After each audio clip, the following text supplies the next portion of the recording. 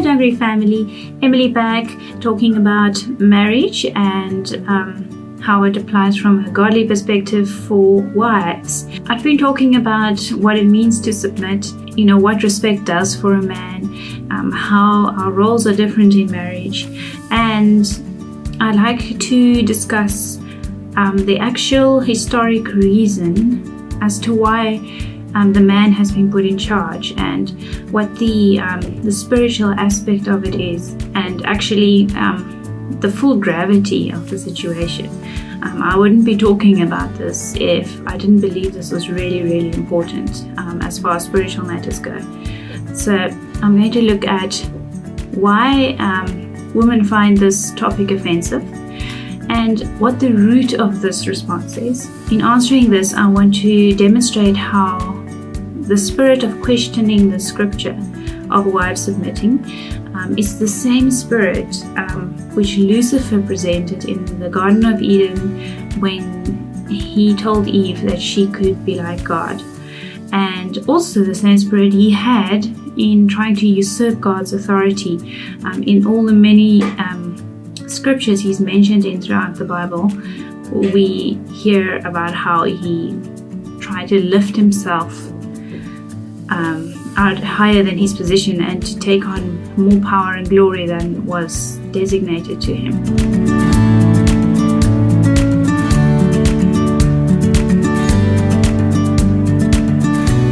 So let's go back to the origins of this discussion and all the scriptures that address wives submitting. There are quite a few. Ephesians 5 verse 22 to 24. Wives, submit yourselves unto your own husbands. Okay, hold on. So there are 5 scriptures in the New Testament that are directly addressed to wives, telling them to submit to their husbands, and they are as follows. Ephesians 5 verse 22 to 24. Wives, submit yourselves unto your own husbands as unto the Lord. 1 Peter 3 verse 1 to 22. Just an extract from there is, likewise, ye wives, be in subjection to your own husbands, that if any obey not the word, they may also without the word be won by the conversation of their wives. Then we have Colossians 3 verse 18, wives, submit yourselves unto your own husbands, as is fit in the Lord. 1 Timothy 2 verse 12, but I suffer not a woman to teach, or to usurp authority over men, but to be in silence. And it continues to say a woman should remain quiet in service, and if they have any questions, they must ask their husbands. 1 Peter 3 verse 5, for after this manner in the old time, the holy women also, who trusted in God, adorned themselves, being in subjection to their own husbands. It's talking about Sarah there, and how she subjected herself to Abraham, and how this is a sign of godliness. Despite the many times which these instructions are given to us in the Bible, the majority of women in the church today refuse to obey it and find reasons to get around it, and even their husbands just can't bring themselves to accept it. The number of men who support this are actually growing fewer and fewer, which is really concerning. And I'm going to explain to you the heart of the matter and where this instruction comes from and the reason for it. Is this instruction to make women look stupid? Is it to suggest that women are inferior, or that men are just better? What is this trying to say? And I'm going to show you now how all these questions that I just asked are so shallow. They don't even begin to address the real issue. So what we need to do is go right back to the very beginning of the Bible and where we started, where women came from, and how we came to be, and what happened when sin entered the world. Now, the serpent was more crafty than any wild animal that the Lord God had made. He said to the woman, did God really say, you must not eat from any tree in the garden? The woman said to the serpent, we may eat fruit from the trees in the garden, but God did say, you must not eat fruit from the tree that is in the middle of the garden, and you must not touch it, or you will die. And the serpent says, you will certainly not die. Eli, stop moaning. Stop it, okay? So So then the serpent replies, "You will certainly not die, for God knows that when you eat from that fruit, your eyes will be opened and you'll be like God, knowing good and evil." In other scriptures in the Bible, we have been shown how Lucifer was given incredibly great beauty and wealth and prestige, and despite all that, he got a foolish idea into his head that he wanted to usurp God's authority and take God's glory and be greater than God. Isaiah 14 verse 12 to 14. "How you are fallen from heaven, O day star, son of dawn. You are cut down to the ground, you who laid the nations low. You said in your heart, I will ascend to heaven, above the stars of God. I will set my throne on high. I will sit on the mount assembly in the far reaches of the north." Do you hear that spirit in which he lifted himself up, how haughty he became? He grew discontent with what he had. And this is what is happening today. We have women who have decided they want more power. And this is the same spirit as the devil. Now hear me out. Ezekiel 28 verse 11 to 19. There have been some debate as to whether this is referring to the devil or not. But if you look at the descriptions, it's clear it's not just referring to a human being. Especially because it places this person or the being at the beginning of creation. "Moreover, the word of the Lord came to me, Mortal, raise a lamentation over the king of Tyre, and say to him, Thus saith the Lord God, You are the signet of perfection, full of wisdom and perfect in beauty. You were in Eden, the garden of God. Every precious stone was your covering. Cornelian, chrysolite, moonstone, beryl, onyx, jasper, sapphire, turquoise, emerald, and the worked in gold were your settings and your engravings. On the day that you were created, they were prepared. With an anointed cherub as guardian, I placed you. You were on the holy mountain of God. You walked among the stones of fire. You were blameless in your ways from the day that you were created, until iniquity was found in you. In the abundance of your trade, you were filled with violence, and you sinned. So I cast you as a profane thing from the mountain of God, and the guardian cherub drove you out from among the stones of fire. Your heart was proud because of your beauty. You corrupted your wisdom for the sake of your splendor.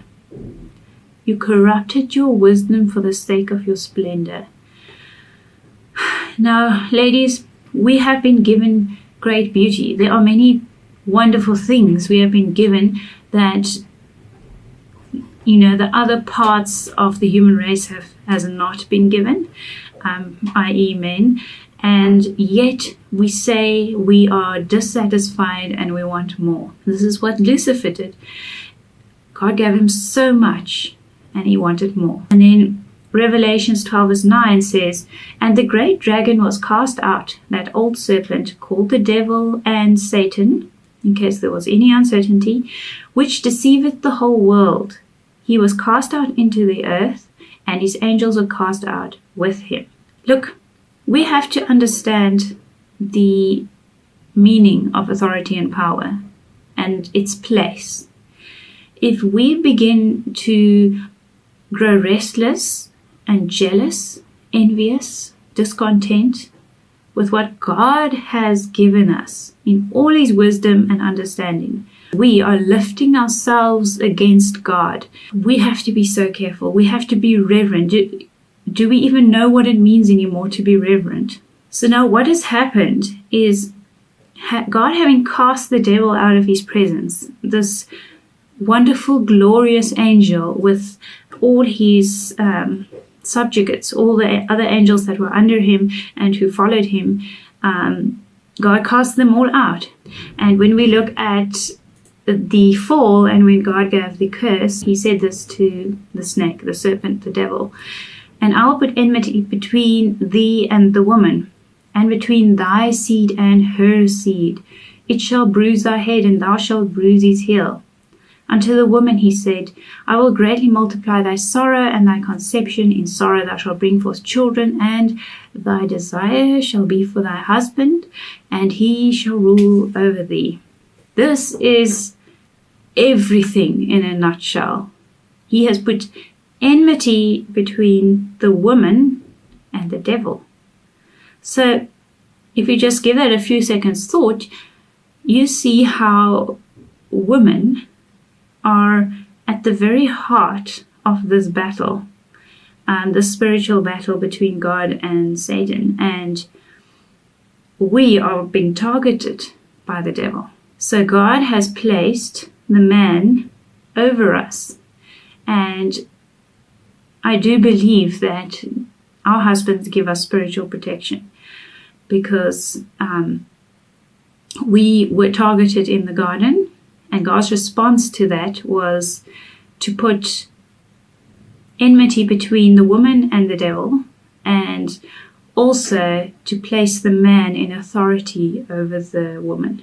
If we do not fully grasp this, we are taking submission to our husbands too lightly, because in the very act of submitting, we capture the essence of the fall, salvation, redemption, and all the tragedy and the glory of this whole story is met in that specific act. When we submit to our husbands, we are telling all the powers and principalities that are watching that we are in subjection to God. We are accepting the protection of our husbands, and that the devil has no effect on us, that we are fully aware of what's going on. We need to be reverent in how we go about this. If we take this lightly, we are showing we just honestly don't care. The fact that God has placed man over us, the fact that what happened in the Garden of Eden is what happened, it has an effect. And our response to that has an effect, and it's spiritual. And we may not fully comprehend it, but if we, based on the bit that we understand, submit ourselves to God, and in doing so we submit to our husbands, we are showing reverence to God, and also giving no occasion to the evil spirits to have an effect on us, to be able to attack us or our families. You see, humanism has women believing, not just women, men and women, that absolute freedom, as in everything you think and do should be unfettered. But the basis of this thinking is you make the call on everything, and everything should be for you and voluntarily from you. And therefore it has vilified the act of service for the sake of somebody else or something greater. There is nothing greater in humanism. Everything should be equally respected. And this is a grave error. This is the error that Lucifer made. He did not respect God's authority. In fact, he desired it.